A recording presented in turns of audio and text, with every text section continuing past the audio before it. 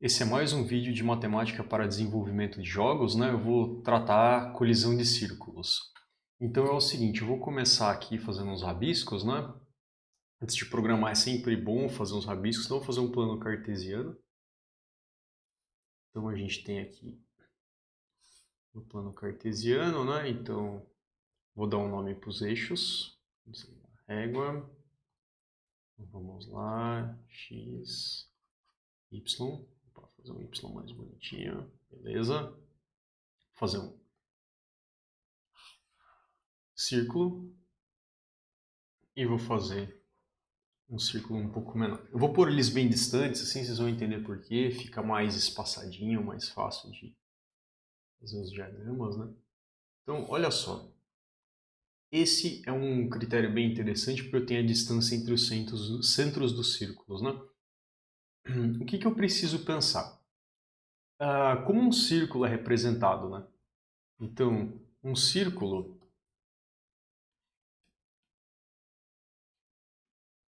é representado por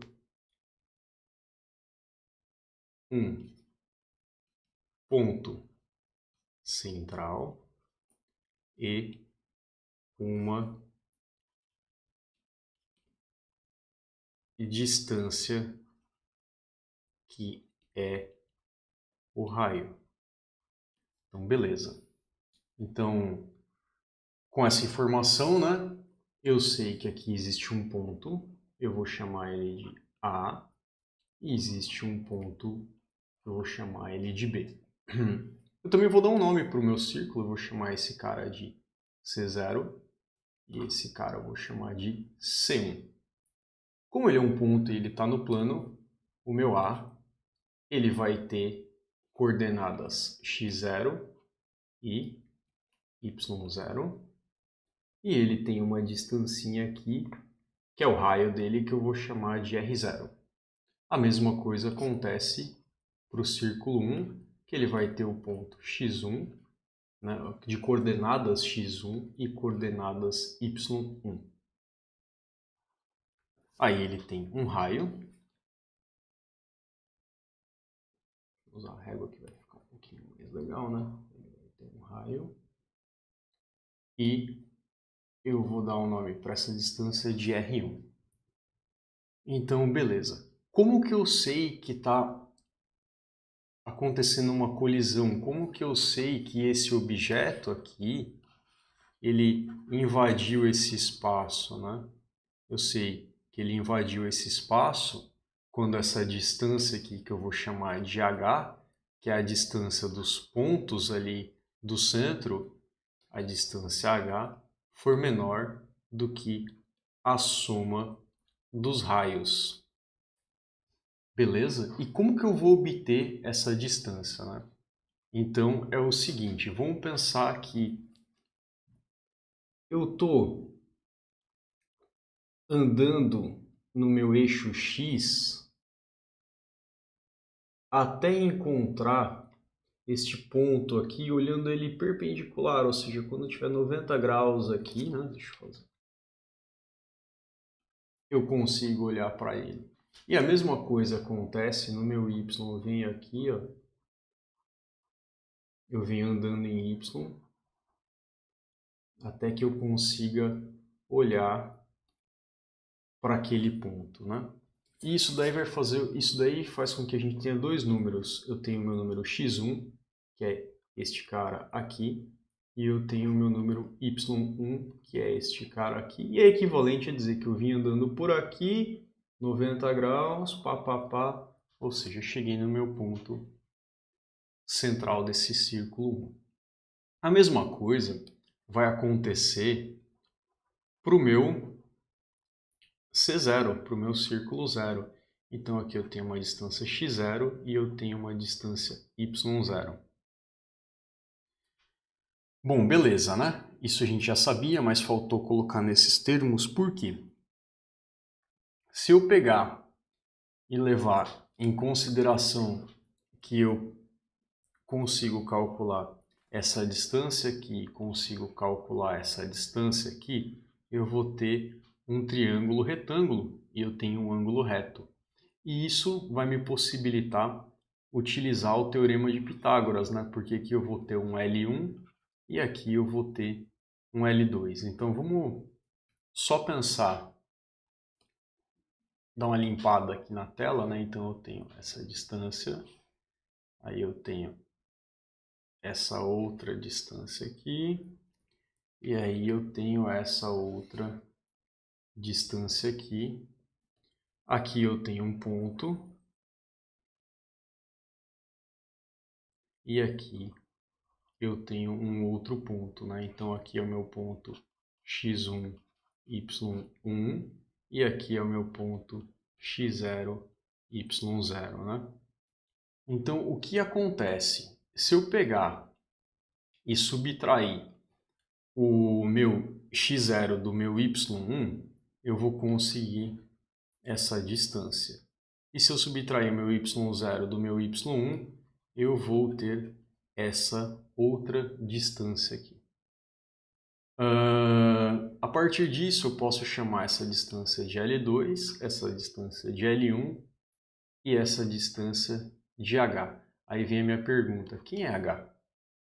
Né? Bom, coisas que eu tenho que tomar cuidado também. Se eu tivesse nesta condição e subtrair, deixa eu pensar aqui, eu tenho meu círculo aqui, eu tenho meu círculo aqui. Esse x aqui ele é maior do que esse, né? Então o meu x0 ele é maior do que o meu x1. Se eu subtrair o meu x0 do meu x1, essa quantidade aqui vai ser negativa, né? Então eu tenho que tomar cuidado, porque para fazer esses cálculos vai ser importante tomar este cuidado, né? Eu vou usar uma ferramenta aqui para a gente conseguir fazer uns experimentos antes de partir para o código, né? Então, deixa eu abrir um GeoGebra, que ele vai permitir fazer umas brincadeiras interessantes, né? Então eu vou começar fazendo um círculo com raio. Vou colocar esse cara aqui, raio 2. Aí eu vou colocar esse cara aqui com raio 3. Beleza. Aí eu vou fazer o quê? Vou traçar uma reta paralela ao x que passa por este cara. Vou traçar uma reta paralela ao y que passa pelo ponto A. Então isso determinou esse ponto de intersecção. Aí eu vou criar um ponto na intersecção, porque isso vai me permitir criar um segmento, e eu estou interessado neste segmento aqui, e eu estou interessado neste outro segmento aqui. Aí eu posso ocultar essas linhas aqui usando esse painelzinho do lado, né? Se você quiser ver o painelzinho do lado, você pode vir aqui, View, Álgebra, então ele oculta, View, Álgebra, ele mostra. Então, beleza. Só que aí a tela fica um pouquinho menor, vai ficar interessante a gente fazer isso. Agora eu vou traçar o quê? Eu vou traçar um segmento que vai do A até o B. E aí eu vou colocar um ponto na intersecção aqui e um ponto na intersecção aqui. Vou ocultar esse segmento e vou criar mais dois segmentos que são correspondentes ao raio.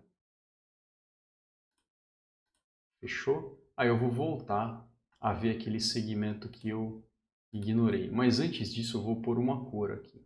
Então eu vou selecionar esse objeto, vou escolher ele como verde. Vou selecionar esse objeto, vou escolher ele como verde. Vou mostrar o segmento J, vou clicar nele e vou selecionar ele, escolher ele como vermelho.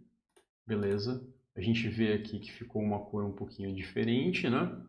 Ok, beleza. Agora eu vou fazer o que? Eu vou mostrar medidas, né? Então, de novo, eu vou ocultar esse segmento, vou mostrar distância ao comprimento para este, distância ao comprimento para este, visualizo de novo o meu segmento J e ele já vai ter aqui o comprimento dele. Beleza? Coisas interessantes a fazer. Vou mostrar as coordenadas também do meu ponto A e as coordenadas do meu ponto B. Eu apertei o Done como se fosse para acabar, mas eu ainda quero editar. Eu vou deixar na descrição do vídeo um link assim, de recursos para aprender o uso do GeoGebra, né? Porque ele é bem interessante para você fazer uns testes e tal, porque às vezes nem sempre rabiscar no papel é tão produtivo, né? Principalmente quando é gráficos, ele já tem bastante recursos para a gente. Então, ó, aqui estamos, ó, eu consigo mexer o meu ponto B, beleza. E aqui eu vou fazer o seguinte, eu também vou mostrar a medida, a distância deste cara e a distância deste cara aqui. Fechou? Bom, no computador, lá quando a gente vai programando, eu não vou ter acesso a essa distância aqui de 1661 e nem acesso a essa distância de 792. Vou ser obrigado a obter ela, né? Então como que eu vou fazer isso? Olha só, eu vou pegar e vou subtrair do meu x de B a quantidade do meu x de A. E isso vai me dar um número. Menos 1661. E é isso que eu estou falando sobre a distância ser negativa, né? Pô, distância negativa é um negócio meio estranho. Quais são as maneiras que eu posso corrigir? Eu posso pegar o valor absoluto, ou eu posso elevar ao quadrado e tirar a raiz quadrada. Então, se eu for olhar lá de novo, eu tenho 1661. Beleza. Então aqui eu estou conseguindo tipo, calcular os lados, né? Se eu quisesse chegar nesse 7,92, mesmo raciocínio, né? Então eu posso fazer o meu y de B menos o meu y de A. Cuidado, né? Se você digitar minúsculo, o GeoGebra não vai reconhecer. Ele é sensível ao letra maiúscula e minúscula, né? Então agora eu vou pegar e vou elevar ao quadrado e tirar a raiz quadrada, né? Pronto. Tem a minha quantidade lá, que é os 7,92. Tá, e agora, como que eu faço para chegar nesses 18,4? Porque a gente sabe que enquanto essa distância deste ponto até esse for maior do que a soma dos raios, ou seja, não está havendo a colisão, né? Vamos ver aqui, essa é a vantagem de fazer um modelinho, assim, tipo numa ferramenta fácil, olha lá. A soma dos raios está constante, ó, 2 e 3, né, eles são parâmetros fixos, mas a distância não é. Olha lá, o que vai acontecer quando essa distância for menor? Pode ver que em vermelhinho está meio bagunçado, né, por causa do tamanho dos objetos, eu vou dar um zoom. Essa distância ficou menor do que a soma dos raios, então eu vou tirar ele. Essa distância está maior do que a soma dos raios, essa distância pode ser igual quando ele só toca ali, né? E aí está acontecendo a colisão. Então aqui não tem colisão, aqui quando for redondo 5 tem colisão e aqui o objeto já começou a entrar dentro do outro. Então esse daí é um problema. O que a gente vai fazer agora? A gente precisa de uma fórmula para determinar essa distância, né? Mas aqui eu tenho que lembrar que este é um ângulo reto, né? Então eu vou voltar ali para o papel, que é mais fácil de explicar, né? Então aqui eu tenho o meu ângulo reto e isso daqui é um fator que determina que eu posso aplicar o teorema de Pitágoras, né? Então eu sei que h ao quadrado é o L2 ao quadrado mais L1 ao quadrado. E quem é L2 e quem é L1? Eu vou definir, né, o meu L2 com o meu L1 como sendo a diferença de x1 menos x0 e eu vou definir também o meu L2 como sendo a diferença de y1 menos y0. E essas aqui, quando a gente vai programando na linguagem de programação, né, Essas variáveis eu tenho acesso, portanto eu vou ter acesso ao L1 e L2. Aí vem aquela questão, mas eu preciso me preocupar se o valor vai ser negativo? Nesse caso não, porque eu estou elevando ele a um quadrado, esse número vai ser positivo, e aí tá